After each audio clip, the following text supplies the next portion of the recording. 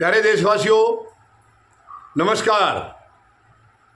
पहलगाम हमला जो हुआ था, बहुत ही दुर्भाग्यपूर्ण, बहुत ही खतरनाक घटना थी वो। उसका 1 महीना पूरा हो गया है परसों, यानी 22 अप्रैल को ये दुर्घटना हुई थी और 22 मई को 1 महीना हो गया है। और पूरे देश को इस घटना ने झंझोड़ के रख दिया है। पूरे देश को, एक भी 140 करोड़ लोगों में ऐसा नहीं है, कोई बच्चे, भाई, हमारे बहनें, एक भी ऐसा नहीं है जो अंदर तक हिल ना गया हो। यानी पूरा देश हिल गया है, क्योंकि ये घटना इतने खतरनाक तरीके से अंजाम दी गई थी।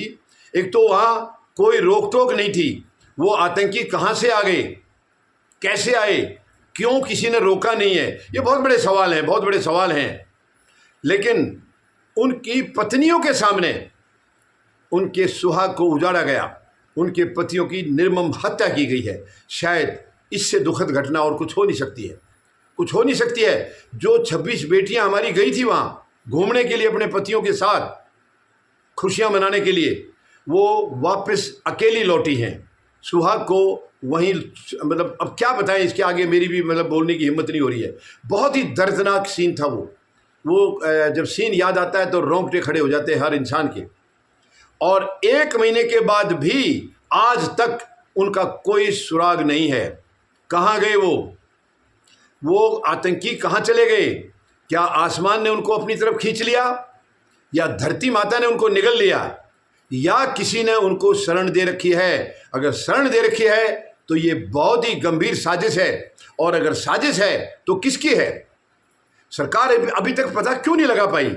आखिर इतनी बड़ी साजिश की है तो किसने की है? ये कोई छोटा मोटा काम नहीं है। इतनी बड़ी साजिश को अंजाम देना ये बहुत बड़ा काम है, और इसके पीछे कई चीज़ें हैं, कई बातें इसके पीछे हैं। क्या पहलगाम के अंदर जिस जगह पर यह घटना हुई है, क्या वहाँ पर सुरक्षा बल कभी तैनात थे? अगर तैनात थे तो कब तक थे? कब तक वहाँ पर तैनात थे? कब उनको हटाया गया? और हटाया गया तो किस वजह से हटाया गया? उसके पीछे कारण क्या था? किसके कहने से हटाया गया और कितने दिन के लिए हटाया गया? ये कई सवाल हैं जिनके जवाब अभी तक आने चाहिए थे, लेकिन 1 महीना होने के बावजूद इनका कोई जवाब अभी तक सरकार की तरफ से नहीं आया है। सरकार अपने आप को इतनी एफिशिएंट बताती है, काबिल बताती है, लेकिन काबिलियत तो यहाँ धराशायी हो रही है। यानी 1 महीने में अब तक ये मालूम नहीं पड़ सका है कि वो आतंकी कहाँ से आए, कैसे आए, कहाँ गए। विदेश मंत्री से विदेशी धरती पर सवाल किया गया पत्रकार द्वारा, क्या आपने उन 4 आतंकियों को कैद किया है, अरेस्ट किया है, या उनको मौत के घाट उतारा है? यानी कोई जवाब नहीं है, कोई जवाब नहीं है विदेश मंत्री के पास। विदेश मंत्री ने ये कहा है हमने उनको पहचान लिया है, तो कैसे पहचाना? ये भी एक बहुत बड़ा सवाल है। विदेश मंत्री ने उनको पहचान लिया। उधर तो जब पाकिस्तान पर आतंकी ठिकानों पर हमला किया तो विदेश मंत्री ने पहले से बता दिया उनको, और यहाँ कह रहे मैंने पहचान लिया। इन दोनों बातों के पीछे बहुत बड़ी कुछ गहराई कुछ लग रही है। इसके तह तक हमें जाना होगा, तह तक जाना होगा। और उन हमारे जो 26 बेटे भाई जिनको मौत के घाट उतार दिया गया, या वो 26 हमारी बेटियां जिनका सुहाग उजाड़ दिया गया, सच में उन पर्यटकों को सच्ची श्रद्धांजलि तब होगी जब इन 4 को भी मौत के घाट उतारा जाएगा, या इन 4 को, यानी इनको इनके किए की सज़ा मिलेगी। वो कैसे मिलेगी, कौन देगा, ये एक बहुत गंभीर सवाल है। जब उनको पकड़ा ही नहीं गया है अभी तक, पहचान दिया जाए। ये विदेश मंत्री कह रहे पहचान लिया, तो पहचान लिया तो जाके पकड़ लो, फिर पकड़ने में क्या दिक्कत आ रही है? तो ये कई सवाल हैं, अनुत्तरित हैं।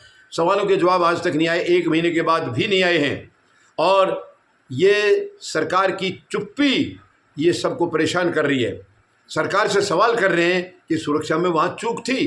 चूक शब्द का उन्होंने एक बार हाँ तो किया है, लेकिन चूक क्यों हुई, किसकी वजह से हुई? इतना संवेदनशील इलाका है, क्या जम्मू कश्मीर में या उस खास जगह पर इतनी बड़ी शांति हो गई थी? ये सुरक्षा बलों की ज़रूरत ही नहीं थी वहाँ, बिल्कुल पूरा राम राज्य आ गया था। क्या ये कारण है सुरक्षा बलों का हटाने का?